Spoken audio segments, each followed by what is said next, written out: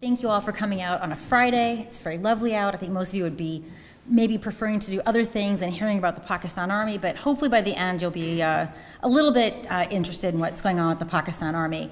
Let me tell you a little bit about my background. I'm actually not a political scientist, so I approach these puzzles from a different point of view. So I did my PhD in South Asian languages and civilizations. And so in my training, texts are very important. And so when I began this project, I approached it from a very different empirical optic, and I hope that sort of comes through in the analysis that I'm going to present. One of the things, and I'm very nearsighted, so it's hard for me to read this, and I don't have eyes in the back of my head, so I'm going to try to make it do.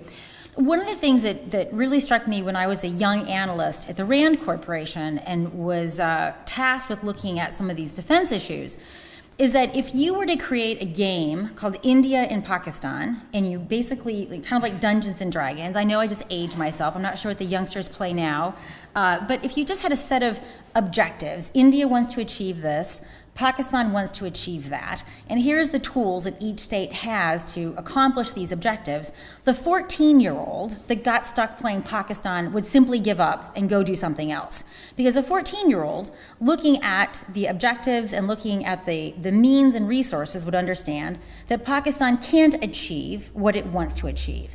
And yet Pakistan continues to persist in doing what it's doing.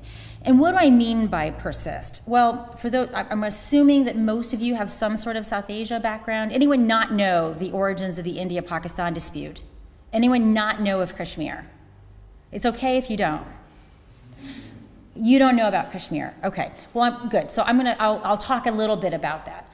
So hang on, don't worry, we're going to get there, so bear with me. One of the first things that Pakistan and India do when the two states become independent, when the Brits decolonize South Asia in 1947, in 48, is that they go to war.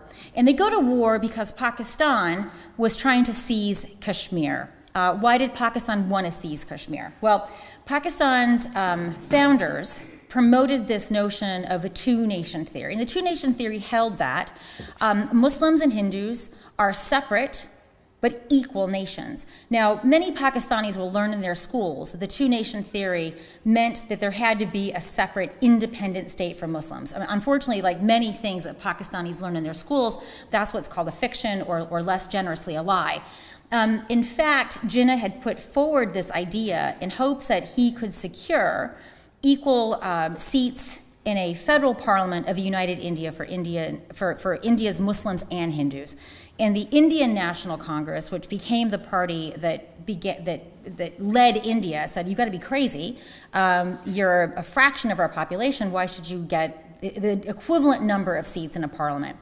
And when they could not come to some concession about what a constitutional dispensation would look like for united India, and fearing that the British would back away from their decision to decolonize, basically the Indian National Congress said, fine, go have your Pakistan. And so the two-nation theory then became the justification for this independent state. And I'm happy to talk more about that for those of you that know a little bit about the two-nation theory. Kashmir was the only Muslim-dominant geography in South Asia. So Pakistan felt that because it was the home of South Asia's Muslims, that it had some right to Kashmir. The K, for example, in Pakistan stood for Kashmir. But they didn't have a legal standing for Kashmir. It turns out there were 3 princely states. They were allowed to decide whether they would go with India or Pakistan. And Kashmir was one of those states, and its sovereign did not want to join either India or Pakistan. He was holding out for independence. So as it became apparent that Pakistan would not get Kashmir, Pakistan began its first use of non-state actors by mobilizing tribal lashkars. When I talk to American audiences, we call that a posse. I don't know what Europeans call a lashkar. Any good translation for a posse to a European audience? Hordes? maybe hordes, I'm not sure. Basically, well, we'll use the word that they initially used was marauders. So contrary to Pakistan's preferred story that these were non-state actors, they were not non-state actors. They enjoyed tremendous support from the provincial governments of what was then the Northwest Frontier Province. as well as the Punjab province. The military gave them fuel and vehicles, and eventually, of course, the state itself began supplying these marauders. As the marauders converged near Srinagar, and they probably would have gotten to Srinagar had they not been more interested in raping and pillaging, the sovereign of Kashmir asked India for help. Notably, that he had signed a standstill agreement with Pakistan, so Pakistan is in violation of the standstill agreement. He asked India for military help. India says, we'll do that, on the agreement that you accede to India. So he signs the accession instrument, and as the accession instrument is being ferried to Delhi, India airlifts troops. So essentially what India is doing is airlifting troops now to defend its sovereign territory. Once this happens, Pakistan's army officially becomes involved. I want to point out that in the beginning, a mid-level munitions officer is actually the pioneer of this fiasco. He starts out as a major. By the time it's done, he's basically a chief emperor field marshal. I mean, the ability with which he could inflate his title is really quite remarkable, given the duffer that he was. Nonetheless, this becomes the first India-Pakistan conflict. When this conflict ends, about 1/3 of Kashmir is under Pakistani control and 2/3 is under Indian control. So this first foray, you could say, was successful, right? Had they not launched these marauders, Pakistan would have no part of Kashmir. The second time, they basically do a similar strategy. They use non-state actors in 1965, and they're fortified with regular and irregular military and paramilitary troops.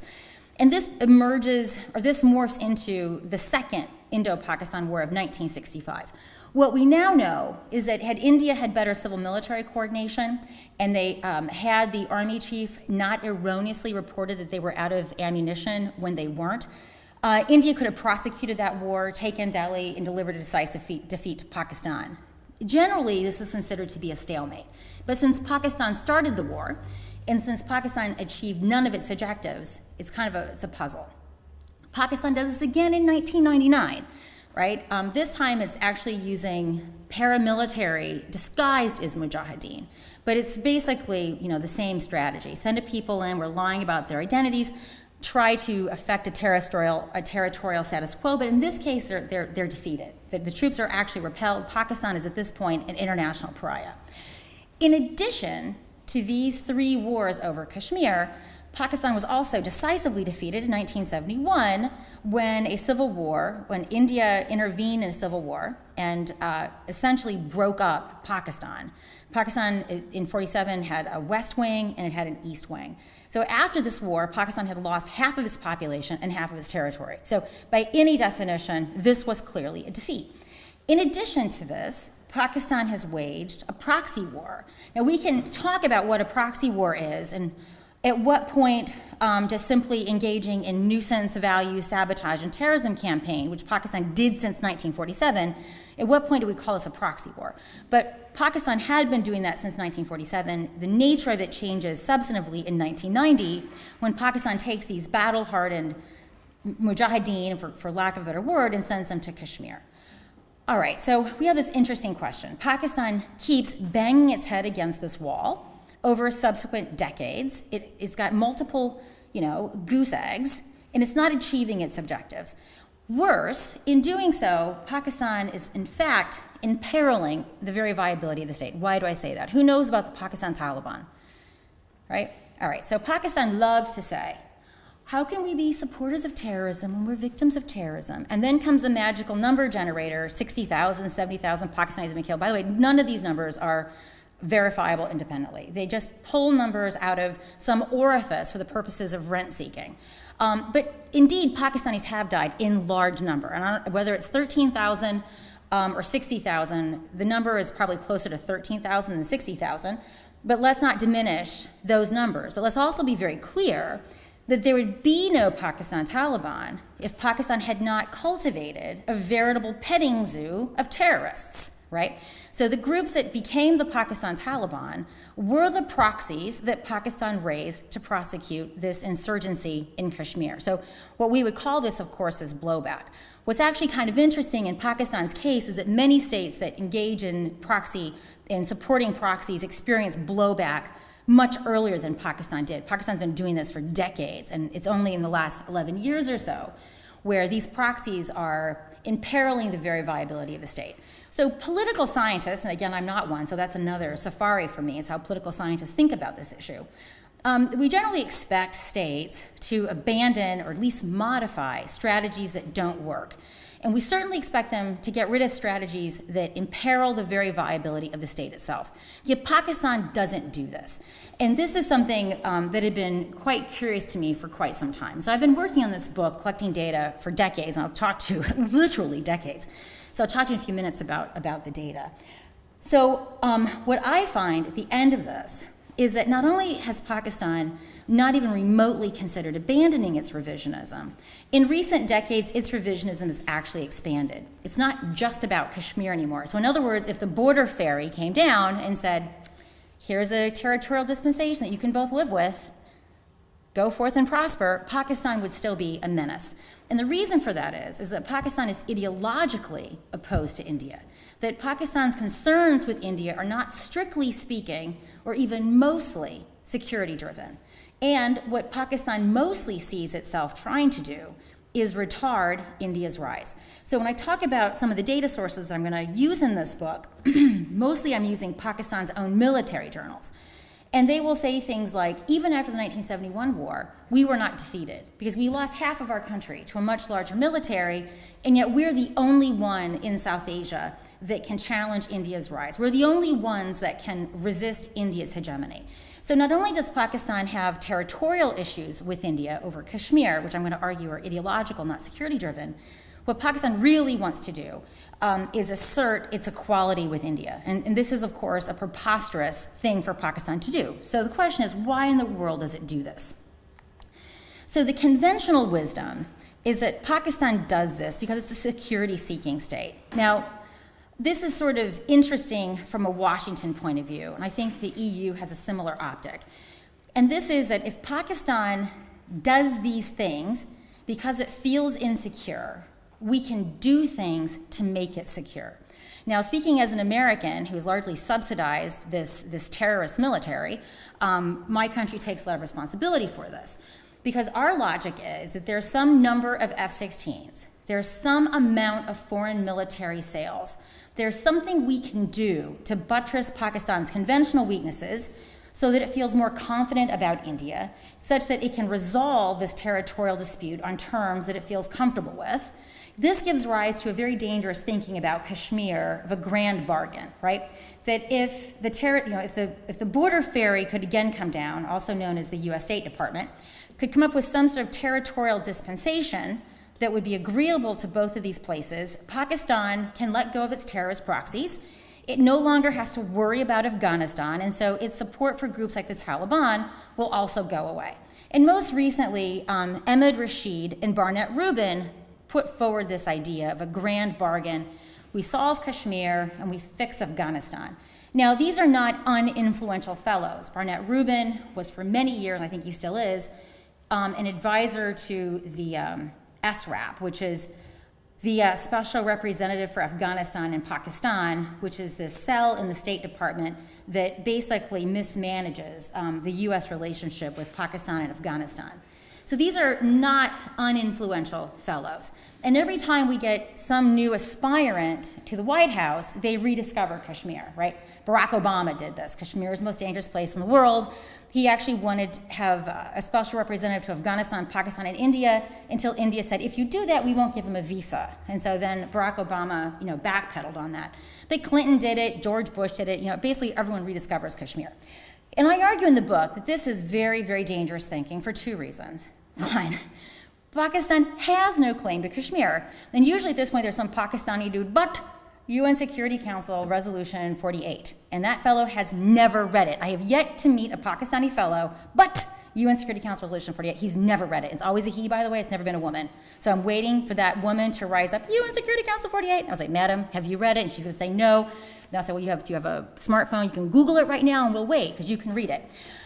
So they have no legal claim to Kashmir whatsoever. Any moral claim they had, after all, the Indians are apparently butchering Kashmiris, were also vitiated by the fact that they have supported their own butchers, right? So it has no legal claim and it has no moral claim. So why are we supporting Pakistan and entertaining equities which it does not legally have? Period. Full stop. Second, by treating Pakistan as a security-seeking state, we pursue policies of appeasement. And drawing from the work of Charlie Glazer, who talks about security-seeking states versus ideological states, if you treat an ideological state like a security-seeking state, what you're actually doing is incentivizing the worst behavior. And so what I argue in the book, by everyone, mostly the United States, because we're primarily the biggest enablers of this nonsense, we essentially, not only do we enable, but we actually incentivize Pakistan to do the worst of these things. Why do I say incentivize? How does Pakistan continue to extract rents? Right? If it didn't have nuclear weapons, India would have sorted Pakistan out ages ago. Right? The way they keep the American checkbook open is by saying, we are too dangerous to fail. Right? Why are they too dangerous to fail? Because they've cultivated a zoo of snakes, which they hope would only attack their neighbors, but now they are attacking them. And they basically float this idea that the terrorists could get the nuclear weapons. So if you don't keep giving us money, we won't be able to fight our own war on terror, and the nuclear weapons are no longer safe. So in other words, they create a fear about the Islamist barbarians at the nuclear gate as a rent-seeking strategy. And we continue to fall for it. And at the very end, I'm going to talk about how we might pull ourselves out of this coercion loop and expose Pakistan to the real cost of its behavior. So what I argue instead, that Pakistan's not a security-seeking state, that it's an ideological state. And it's something we really have to understand. And for those of you who can't read this, I can't read it either because I'm quite blind. So I'll read it out for you. It should be in Braille. And this is actually the work of Charlie Glazer. So a purely ideological, what he calls a greedy state, is one that's fundamentally dissatisfied with the status quo, desiring additional territory even when it's not required for security. Nothing defines Pakistan's position on Kashmir more than this statement. It couldn't be more true. And what I'm going to present in this conversation with you is some of the evidence that I have that buttress this claim. What is interesting is that Pakistan could make a security claim. It could say that what's now the line of control separating the two parts of Kashmir should be perhaps reconsidered for tactical defensibility, because basically when this line was made, it wasn't with consideration of the ridgeline. And for those of you who know this topography, it's in the Himalayas, so some of the points of the LOC may not make the most defensive sense. It should be perhaps following the ridgeline. They could even make an argument about water, right? Because South Asia is having an enormous problem with water scarcity. The Green Revolution had many benefits, but one of the downsides was salination of the land. And of course, water overuse and misuse is rampant. But in all of the 6 decades of Pakistan military journals that I reviewed, not a single article made a security case for Kashmir. By not a single argument, I mean zero. Absolutely zero. And to me, this is remarkable, because if there's any logic for Pakistan not being an ideological state, they should have some understanding of security issues around the territory that they're disputing. But instead, when they talk about Kashmir, they talk about the two-nation theory, they talk about partition not being complete, they talk about the ideology of Pakistan. And if you listen to any army chief speech, every army chief has said it. The most recent one, Raheel Sharif has said this. They refer to Kashmir as the jugular vein of Pakistan. It is not the jugular vein of Pakistan. Absolutely, it is not the jugular vein of Pakistan. But this is the narrative that they promote. And the implication is that if I'm right, and that Pakistan's an ideological state and not a security-seeking state, everything that we have done is essentially we've been throwing ghee onto a fire, right? And if we want Pakistan to behave differently, we have to think very differently about Pakistan. I can't speak to EU because EU has a very different relationship with Pakistan than we do.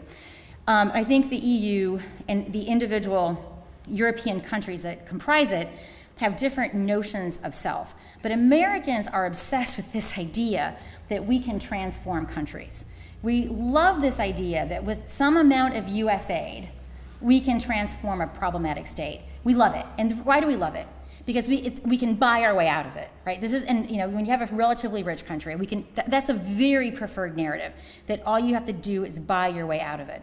And we can't buy our way out of the Pakistan problem. That's fundamentally the argument that I advance in this book. And what I'll say, to sort of give you an amuse-bouche of where I'm going to conclude with, even if by taking Pakistan off the methadone drip, we may not change Pakistan's behavior, but at least we are depriving them of the resources that they rely upon to engage in nuclear proliferation in the expansion of this jihadi project. So we may not change their behavior, but at least we are no longer morally culpable for the things that they do that are so egregious and dangerous, and which cause the death of tens of thousands of people in South Asia every decade. What do you mean the revisionism? What's the technical meaning of revisionism in your lecture? Yeah, so basically, revisionism means they want to change the territorial status quo. Okay. Right? Yeah, does everyone understand what I mean by revisionism? Now, there's other kinds of revisionism. So India is territorially status quo. It's mildly revisionist in the international system in the sense that it wants to be seen as a rising international power and an extra-regional power. So India is revisionist in the international system, but it's status quo with respect to the territory. Pakistan's revisionist with respect to Kashmir. It's also revisionist in the sense that India is already an extra-regional player. That's a fact. And Pakistan wants to retard that. Pakistan wants to keep India a South Asian power. Pakistan wants to be seen as India's equal, and it wants to be treated as India's equal. Most importantly, it wants India to see and treat Pakistan as such. Does everyone sort of understand the different notions of revisionism that I'm using here? So the methods that I'm using, and again, as I told you, I'm not a political scientist, so I had originally approached this project in a related methods, but my political science friends said, if you want to get tenure, you might want to make this look like a political science book. Hint, hint, wink, wink, and I am a trained monkey, so I said, sure, that's exactly what I'm going to do. So it turns out that political science does have a strategic culture literature, and it's actually very similar to the culture literature that I engaged as a PhD student in South Asian languages and civilizations. And I'm going to be using, and it also turns out that many political scientists hate this concept of strategic culture, and I kind of understand why. What strategic culture basically says is that, remember going back to the 14-year-old game of playing India and Pakistan, that you're going to make, so a non-strategic culture argument would say, you are looking at the costs and benefits of a set of decisions without the weight of your history or culture, right? So in other words, you're not thinking about sunk costs of all the people that have died in Kashmir, right? You're just thinking about what are the marginal costs and benefits of making a decision right now. And what strategic culture arguments say is that all of these decisions that you make, how you evaluate costs and how you evaluate benefits, are imbricated with your sense of culture, your sense of history. To me, it seems very obvious, as I spent my PhD in South Asian languages and culture, so obviously I think this is important, but many political scientists don't. And one of their principal problems is that they love dependent variables and independent variables. Y'all go through the whole DV, IV stuff? Who has not suffered dependent variable and independent variable abuse? Right? Well, I love political scientists because you know what? They reduce things to these truisms that are not true, and then they debate basic non-truths amongst themselves for purposes of generating publications that no one reads or cites. It's like the best shell game ever. I love it, and I have to learn to play it. So don't tell anyone I gave away the secret. So their concern is that the dependent variable, right, which is something that a state does, should be predicted by a strategic culture independent variable, right? And that these variables should be completely isolable. Well, the real world, anyone who does any regression, you know, endogeneity is like gravity. It exists. So of course it's going to exist in a problem like this. So again, political scientists can grouse about endogeneity. We didn't make it up. We just have to, you know, push it under the rug and just acknowledge it. So it's very difficult to live up to the standard of Alistair Johnston. But I use it because he actually has the most operational concept. So not only do I use Alistair Johnston's notion of strategic culture, the other thing that I thought was kind of interesting in political science is that political science, they tend to assume that a state is revisionist or is not revisionist. And then based upon the shoebox in which the state is stuck, they make predictions about what those states will do. They are very lazy when it comes to theorizing why a state stays revisionist, or why a state might become revisionist, or why a state that was revisionist might stop being revisionist. They tend to assume these static positions and make assumptions. And so this is a problem because it doesn't explain why Pakistan stays revisionist when many of the theorems that political scientists put forward suggest that, well, maybe they shouldn't have, right? So I came across this one fellow, Zients, and he actually did wrestle with why a state engages in what he calls persistent revisionism. Actually, he calls it unreasonable revisionism, which is a term I don't much care for.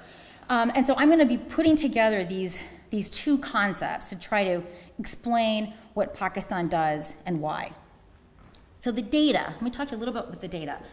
I've spent a lot of time in Pakistan. I can't go now. I'm very much blacklisted.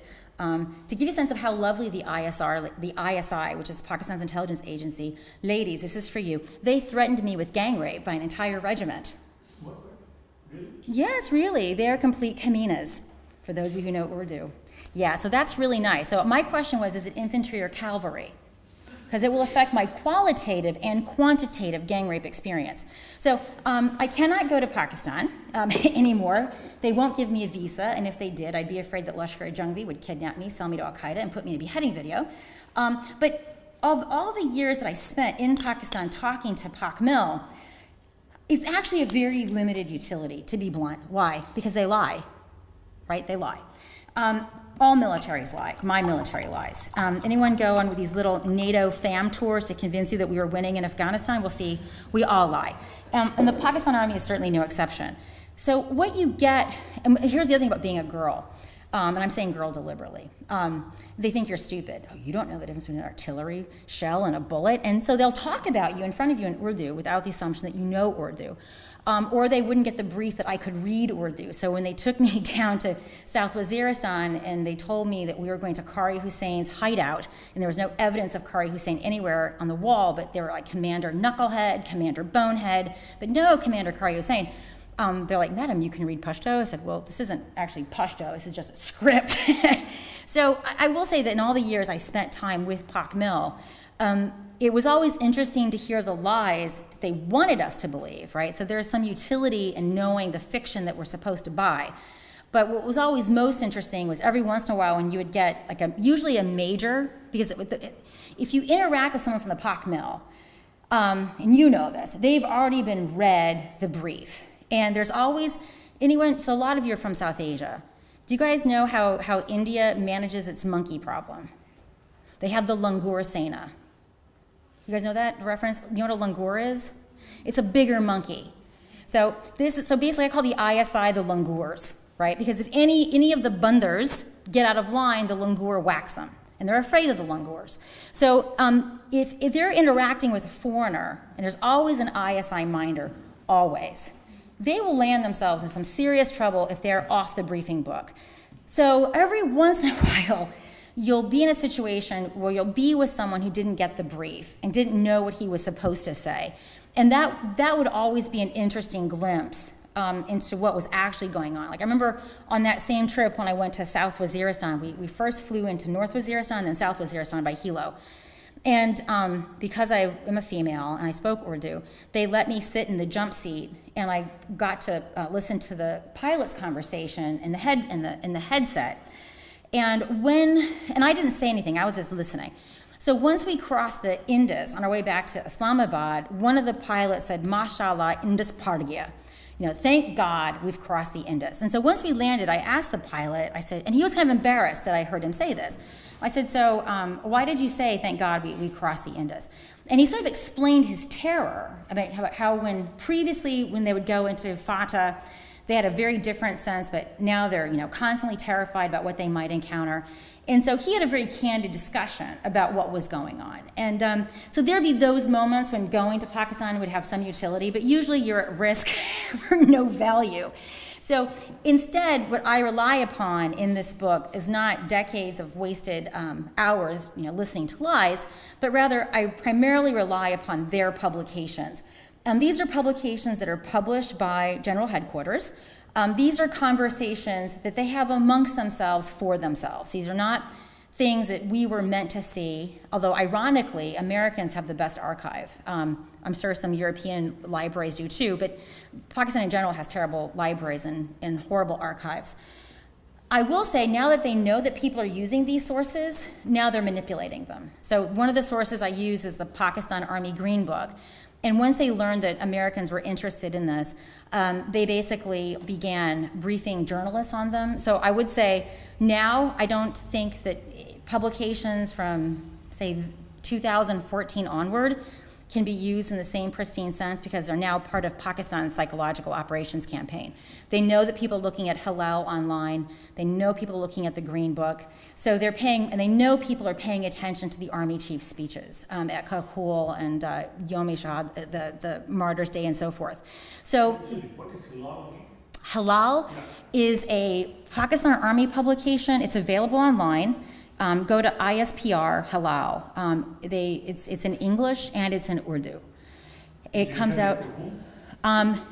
It's intended for them, but now they know that there's a larger international audience reading it, and so it's much more prone to, basically planting information. So in other words, when I began this project, no one really knew about these publications, and so they were much more pristine. They were not something that were written to influence American opinion. Now that they know people are reading this, they're being much more proactive in making them available. And so I've noticed in the last year or so, since they've known about this growing interest in these publications, that some of their content's changing. Like, I was really struck last year, and that they briefed a bunch of journalists about the new Green Book. And they misrepresented what the Green Book is. And a bunch of these stupid journalists, like, oh, we were just briefed on Pakistan's doctrine. And then they proceeded to say things like how Pakistan has turned a new leaf, they're fighting their own war on terror, and all the rubbish that they're supposed to write. And they dutifully did write that. All right, so basically, this is the stuff that I'm using. I also use, when appropriate, militant publications. That's the book I'm working on now. I'm replicating this project on Lashkar-e-Taiba. It's called In Their Own Words. So I've been collecting for decades Lashkar-e-Taiba stuff. So anyway, so this project has been ongoing for quite some time. I've been collecting this material since 1998. So it's been a long time in the coming. Okay, so I think the best way is to give you this graphic. So this is Zient's framework of why some states give up revisionism, which he calls reasonable revisionism, and why some states don't. So he looks at 3 case studies. He looks at Iran in the Iran-Iraq War. He looks at Iraq in the Iran-Iraq War. He actually calls Iraq reasonably revisionist and Iran unreasonably revisionist. And the other example he gives of reasonable revisionism is Israel and Lebanon, when it decided that it could no longer get a government there that it wanted. It's not talking about the Israel-Palestine issues, it's talking about a very narrow objective in the Lebanon war. So we can debate how interesting his cases are, but nonetheless I thought his model had some value. So he's looking at what he calls elite ideology and the domestic structure of politics. So when you have an autocratic state, Iran, Iraq, we can debate what Israel is. I'm not a fan of Israel's policy, so you won't goad me in. I think Bibi is just a menace, and the fact that he went to my Congress really pisses me off. So goad me all you want, I'll probably agree with you. But in the autocratic state, if the elite ideology is pragmatic, it'll abandon its revisionism. And this is what he argued happened in Iraq during the Iran-Iraq War. If it's an ideological elite ideology, it'll persist in that revisionism. And this is what he gives, the case of that is Iran in the Iran-Iraq War. Democratic states, and he uses Israel as an example, if in a democratic political situation, if there's public opposition to the state's policy, they'll abandon the revisionism. If there's public support, they'll persist. Right? That might be kind of where we are right now with the whole settlements, right? Because Bibi seems to have a lot of support for what he's doing. All right, so this has a couple of appealing features, but it still doesn't work for the Pakistan case, because one, these are single plays, right? These are particular moments in a conflict when a state makes a decision. I have got multiple decisions that I have to, so in other words, I have a cyclical set of decision loops that Pakistan is making. And the other problem is that Pakistan is a hybrid regime, right? Sometimes it's clearly autocratic and exclusively autocratic, albeit with a technocratic patina. And on other occasions, it looks like a democracy until you lift up the hood, and you're like, oh crap, there's no democracy in there. So Pakistan is a hybrid regime. So what I did was I sort of thought about what he was trying to do, and I married it to what Alistair Johnson did. And so this is how I revised this idea of Zient's persistent, well, I call it now persistent revisionism, or abandons revisionism. So you got Pakistan's domestic structure, you have direct army rule. And instead of elite ideology, in Zient's work, for him, it's just an intervening variable. He's not terribly interested in problematizing what that elite ideology is, how it's sustained, how it's produced, how it's consumed, most importantly, how it's diffused across other regimes or across other stakeholders in the state. For him, it's just an intervening variable. But for me, it's actually a study variable. So I see strategic culture playing that role here. And so when you have direct army rule, if you have an ideological strategic culture, you get this persistent revisionism. If you have a pragmatic strategic culture, you would get this, some, if not a complete abandoning of revisionism, some lessening of it. So what would be an example of a pragmatic strategic culture of the Pakistan Army? Well, here's a simple one. Economic normalization with India, right? That would be hugely beneficial to Pakistan. What has been very beneficial for India has been its economic reforms, so that it can keep its defense expenditures well below 3% of GDP. But because India's economy is overall growing, even though they're keeping constant that percentage of GDP, still overall defense expenditures are increasing, right? Well, that's not the case with Pakistan, right? So you could see if there was some pragmatism in how the Pakistan Army viewed India, we should expect they should at least support economic normalization for the reasons that I just espoused. But what you see is every time some civilian has tried to, say, offer most favored nation status to India, which India offered to Pakistan actually in the 90s, the Army slow rolls it. And how do they do that? By beheading people in Kashmir, for example. So they're not just being obstreperous, they're actually being violent in doing so. Both Zardari tried to do this, Nawaz Sharif tried to do this, and both of them ended up in incredibly precarious political situations. So you don't really see a lot of examples of pragmatism in the Pakistan Army. So that's why I have that big giant X there. So I argue that the strategic culture, based upon this review of the literature, that it's an ideological strategic culture that produces this revisionism. On those occasions when you have an army-controlled democracy, that's what we have right now, as we've had most of the time in Pakistan, you have domestic politics, but they're infused with the army strategic culture. Now, let me unpack this for a little bit.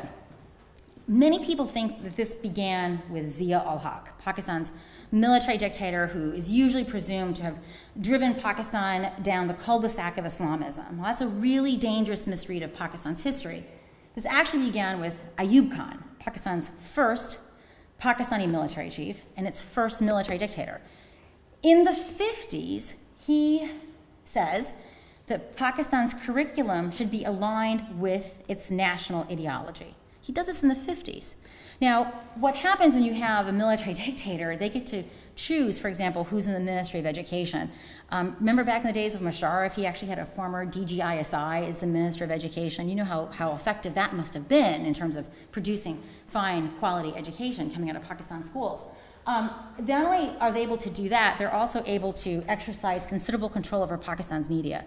It is true that Pakistan has a very diverse private media these days, but Pakistan's media, I don't know what the European counterparts are, but when I look at someone like Amir Liaquat, I think of him as sort of like Oprah Winfrey, David Duke of the Ku Klux Klan, and maybe a televangelist, right? I mean, just really the worst human being wrapped up in infotainment. And he does things like gives out children as gifts, right? He actually had a contest where you could win a child. Oprah just gives you a car. He gives you a child. I mean, you can't make this shit up. Even if you tried, it writes itself. So, is he a TV person? Yes, he is. And the old ladies love him. I mean, he's like the Dr. Oz of Pakistan. I don't like Dr. Oz either, because he's all the time selling these ridiculous, green tea melts belly fat, grow a tail if you drink cacao. So he's just like Dr. Oz, but an evil Dr. Oz. Dr. Oz is just a charlatan. This guy is evil. For example, whenever there's an Ahmadiyya slaughter, these will be one of the clowns that say, well, of course, Ahmadiyyas are wajibul qatl, which means liable to be killed. I mean, this is an actual conversation that happens on Pakistan's media. So when people talk about Pakistan's media being free, freedom is not always good. but they're not really free. They self-police, they self-monitor. It's not uncommon when people give an interview to these so-called talk shows that someone will approach them afterwards and say, well, you should really be careful saying what you say. I had my own experience, actually, which I was flabbergasted by. I was doing an interview on CNBC, and the very nice presenter, she said to me, why can't you be a partner to us like China? I said, oh, that's a great question. You mean not support you in any war, give you loans instead of aid, and engage in development projects that mostly help us and not you? She cuts me off, and she went to a commercial break, and she said, you can't talk like this about China. I said, well, then don't ask me stupid questions like this about China, because that's exactly what China is. So I thought that was really interesting that they were even, this is CNBC, right? This is a private television channel.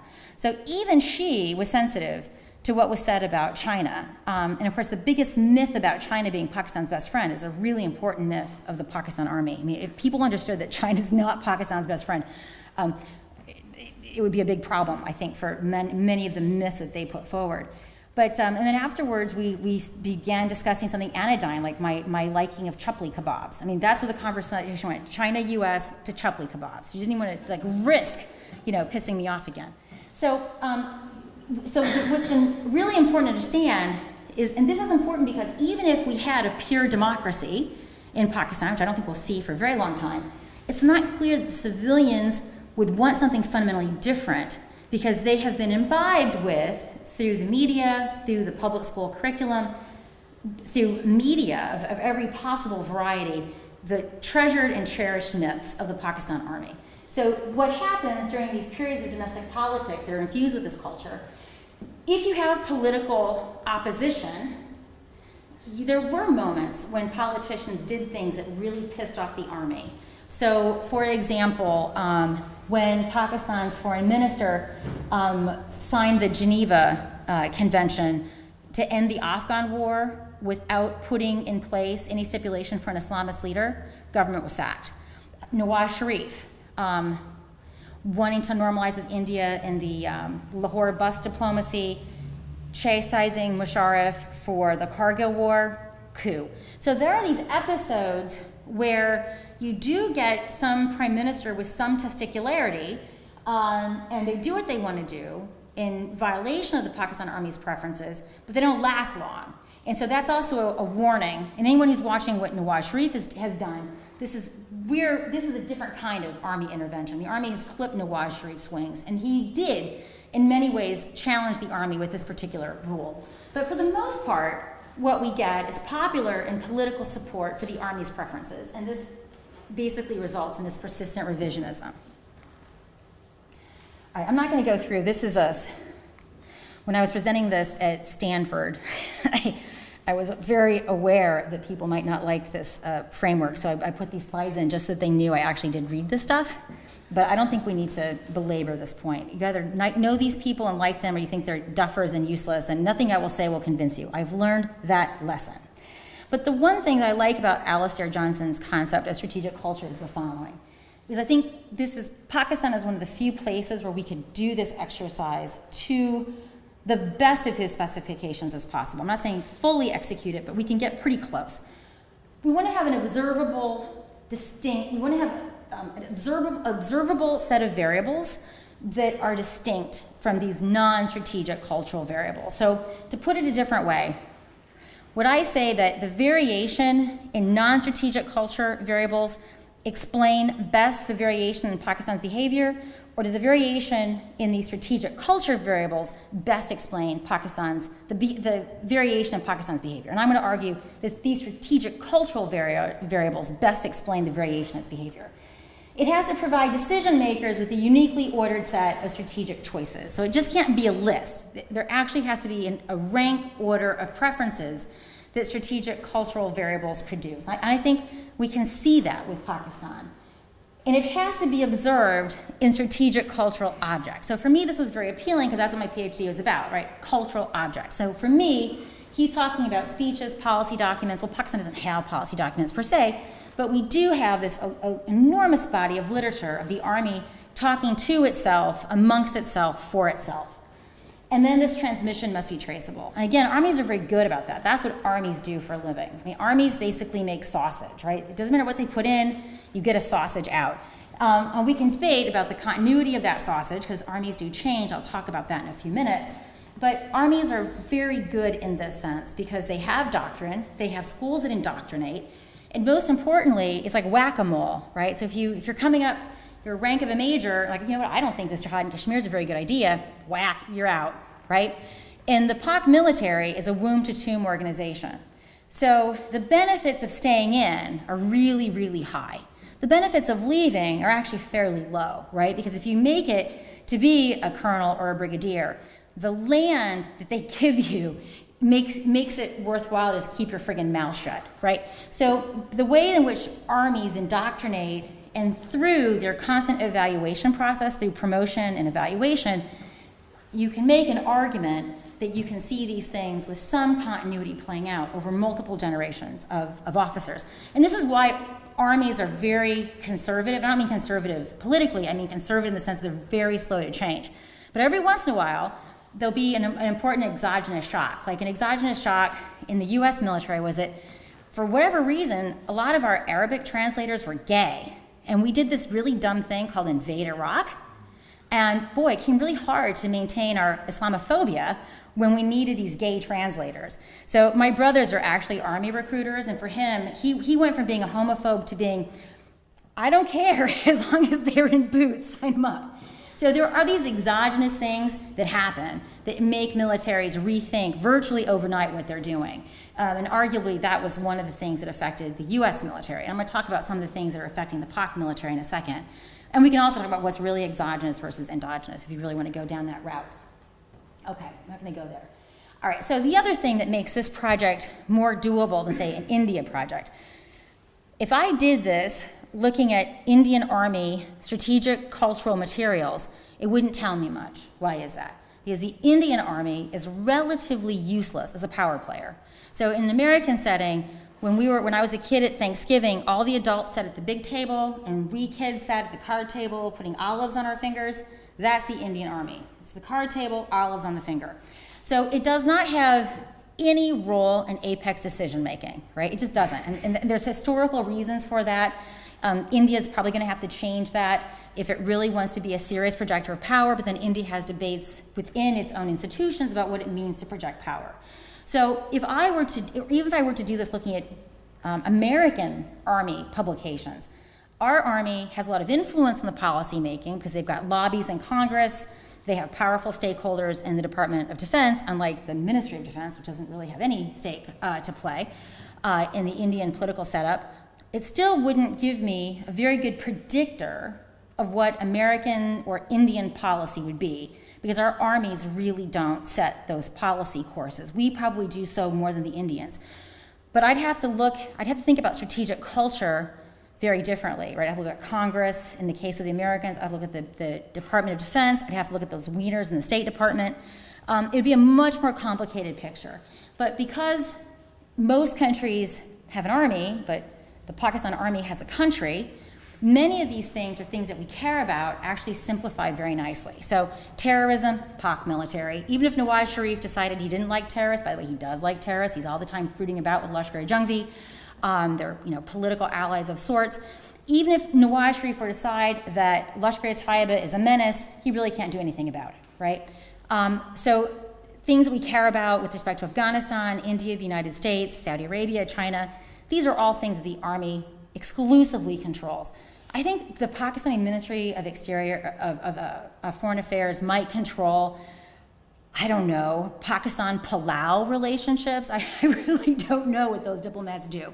But for most things that we care about, the Pak Army is in the driver's seat. So we can reduce the strategic culture of Pakistan to a first-order approximation to what the Pakistan Army privileges, the way it thinks, what it wants to do, and most importantly, how it wants to accomplish these things that it wants to do. So I don't know if there's any Monty Python likers in this audience, but it's the Black Knight. It's just a flesh wound, right? You know that scene? It's just a flesh wound. Yeah, this is Pakistan. I mean, 47, 48, 65, 99, half the country, and 71, it's just a flesh wound. So why does it do what it does? So let me just sort of walk you through some of the things that come out of this review of Pakistan's literature, and it's going to go back to this Kashmir issue, so I'm sorry to belabor this point, but it's really important. Where Pakistan is probably on the firmest footing is on its complaints about partition. So for those of you who know about partition, I apologize, I have to unpack this for a few minutes. You have to sort of think about how the British colonized South Asia. So the Brits first roll up in Calcutta in the 1500s. So think about that.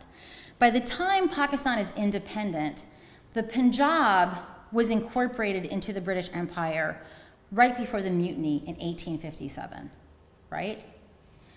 NWFP did not have a provincial assembly until 1901. In the elections for which many Muslims voted for Pakistan, although they didn't know what they were voting for, there was no provincial assembly in Balochistan, so Balochistan didn't get a vote, right? Sindh was also a relatively late acquisition to the Raj. So what does this mean in real terms? Now, there was also this thing called East Pakistan, which actually did have a lot of experience with democratic institutions, but the West Pakistani elites were racist, and they had very nasty views about their Bengali co-nationalists, and decided to exclude them from the making of the state, and that was actually to Pakistan's peril. I like to think about a thought experiment. What if, rather than denigrating the fact that a majority of Pakistanis in 47 were Bengali, right, and following with demographics, they chose the national language to be Bengali, and following with the center of demographic gravity, the capital was set up at Dhaka, right? What kind of Pakistan would we have, right?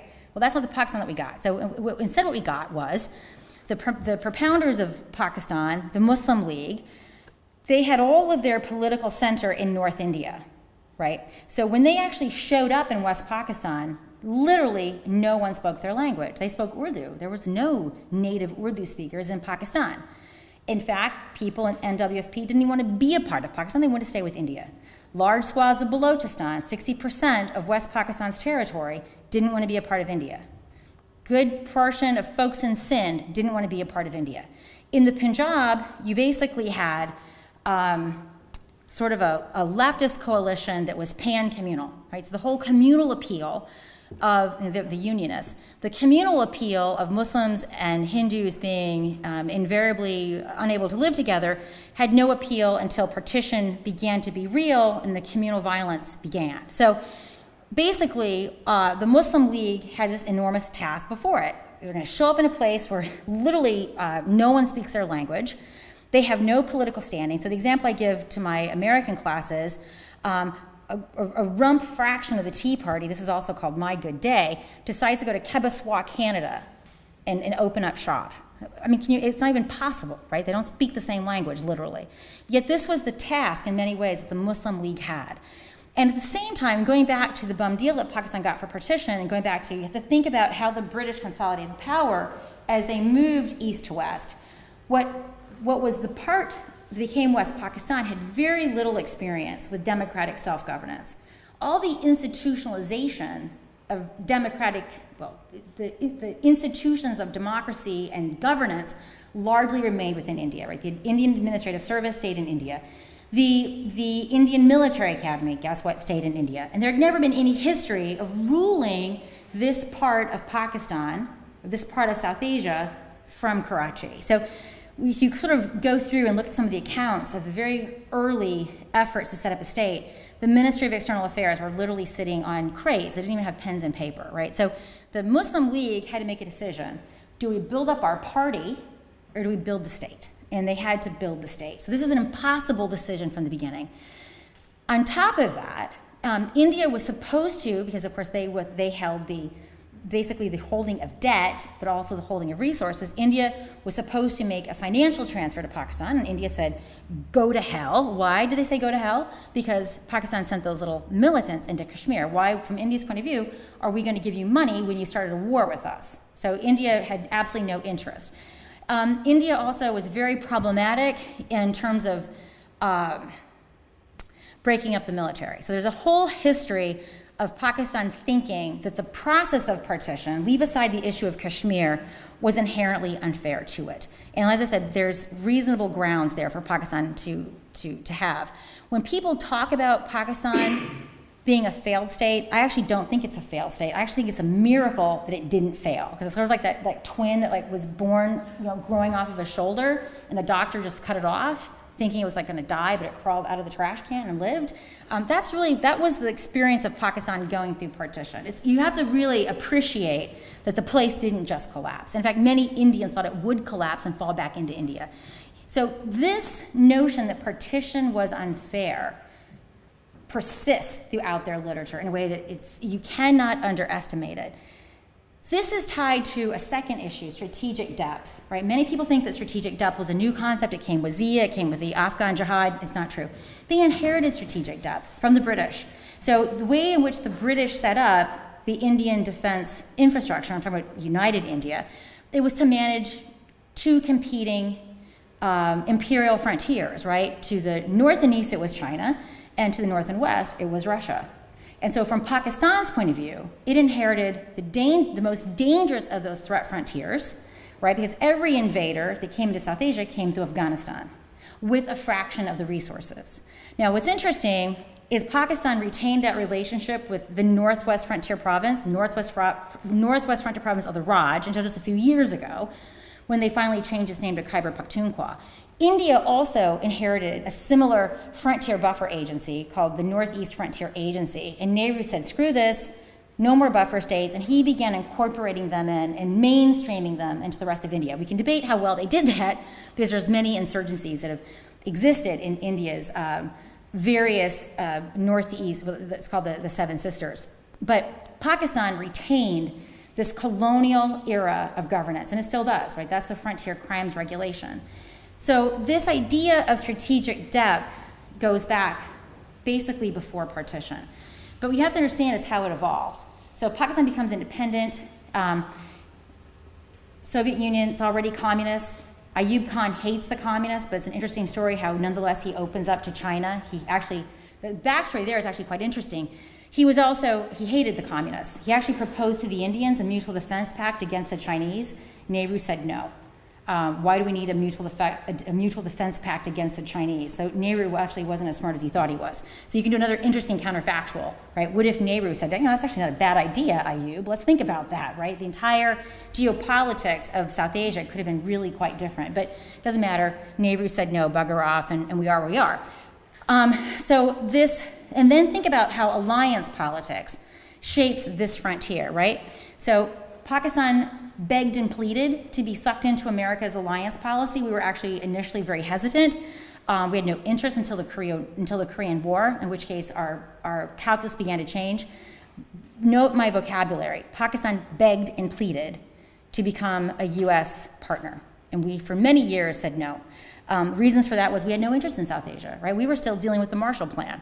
And the first time Pakistan asked for money, I got the number in the book, they asked for like 1/5 of the total sum of the entire Marshall Plan. I mean, I just showed you how crazy the Pakistanis were in terms of misunderstanding where our priorities were. It wasn't until the Korean War when we decided that we had to stop outsourcing our Middle East policy to South Asia. So Pakistan becomes allied with us, as do the Iranians, right? Who does India become allied with? Well, India says they're not allies, but of course they became very close with the Soviet Union. And this puts Afghanistan in a very weird place, right? The Americans wanted to engage in aid in Afghanistan, but the Pakistanis said, no, how can you do this? Well, why were the Pakistanis resistant to aid to Afghanistan? Well, another story. Afghanistan was the only state to vote against Pakistan's inclusion in the United Nations, right? Pakistan, the border, the boundary that separates Pakistan from Afghanistan, the Durand Line, Afghanistan rejects. And they also had irredentist claims on large swaths of Pakistani territory, inclusive of parts of Balochistan, FATA, NWFP, right? And they also even sent troops into Pakistan in 1954, I believe it was. So Pakistan's issues with Afghanistan were real and on their own terms. But as India and Pakistan became sucked into these different alliance structures, so did Afghanistan by default. So Pakistan says no aid to Afghanistan, they are our enemy. And so Afghanistan, for those of you who may know, was also a rentier state. So when Afghanistan sent the British packing, someone had to pay their bills, and the Russians were very happy to oblige. Once Afghanistan becomes a Russian partner, India becomes linked in this Pakistani imaginary to Afghanistan. And in fact, during Zahir Shah's time, there were hundreds of Indians in his palace. So from Pakistan's point of view, this idea of strategic depth is not only, it slowly emerges from a place where the Russians are sneaking across to being a place where India was an Indian hiding under every rock. And it's important to understand that Pakistan's neuroses about this cannot be understated. And now, from my point of view, how do you handle this? How do you handle a neuroses? Because all the evidence in the world, look, no Indians are under this rock, right? But in point of fact, the Americans have never really collected evidence about what the Indians are doing or not. What we've largely have said to them is, thank you very much for bringing this to our attention. Oh, by the way, we think you're full of crap, right? So this isn't necessarily the best way of handling this. And of course, on the other hand, the Indians are not as innocent as they say they are, right? So this is another case where there's always going to be some incident that allows Pakistan to justify these bizarre conspiracies about an Indian hiding in every rock in Afghanistan. But this idea of strategic depth, you must understand, it is enduring. It's why they would rather have the Taliban in power than have a stable Afghanistan. Because in their mind, a stable Afghanistan is not going to be allied to Pakistan. It never has been. A stable Afghanistan is going to be allied with India. So they would always prefer a chaos in Afghanistan that they have a better chance of managing, right? It's better for them to manage chaos than it is to manage at status quo a stable Afghanistan allied to India. So this is exactly the preference that they have pursued. They've pursued it in different ways, using different partners, but this is the outcome that they have generally pursued for decades. This isn't recent.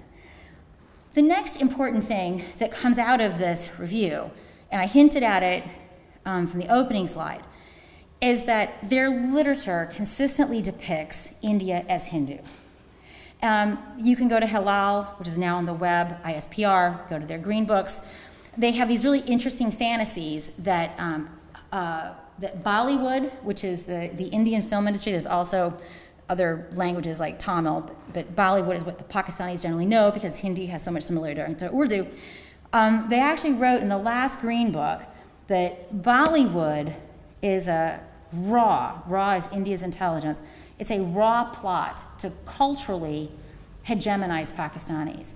And this lovely, thoughtful brigadier was complaining how his daughter wants to wear a bindi, and this is all a raw plot. There are other plots that derive from Indian popular culture, but this is all about colonizing Pakistan, taking away its Muslimness and replacing its Muslimness with Hinduness. Now, why is this important that India is Hindu? Well, depicted as Hindu, even though if you look at the demographic of the military, there's a lot of Sikhs in there too. But you don't want to let facts get in the way of a good Pakistani conspiracy theory. Going back to the two-nation theory, right? If Pakistan is Muslim and India is Hindu, and the two-nation theory upon which Pakistan is built says that these two cannot meet, this is a civilizational war, right? This is a war that has no end. And when they promote this in Pakistan's public schools and in the media, what they're basically doing is prepping the population for a conflict that is interminable. Now, this also has a materialist benefit, right? If you're the Pakistan army and you want to run and ruin the country at your leisure, the way you do this is that you set yourself up as the sole institution to protect your country's equities in perpetuity. So this is what they call in political science equifinality, right? You've got different explanations that put you at the exact same place. So whether we use the ideological argument that I've made or simply a materialist argument that says the Pakistan army does this because it benefits them, we come to the same place. And that is there's always going to be a spoiler, right? Whenever there's even a hint of political rapprochement between these two countries, the army is going to get in the way. So I'm going to end with it's just a flesh wound, but I've got lots of other data that if it comes up in the Q&A that I can talk about. Is that okay?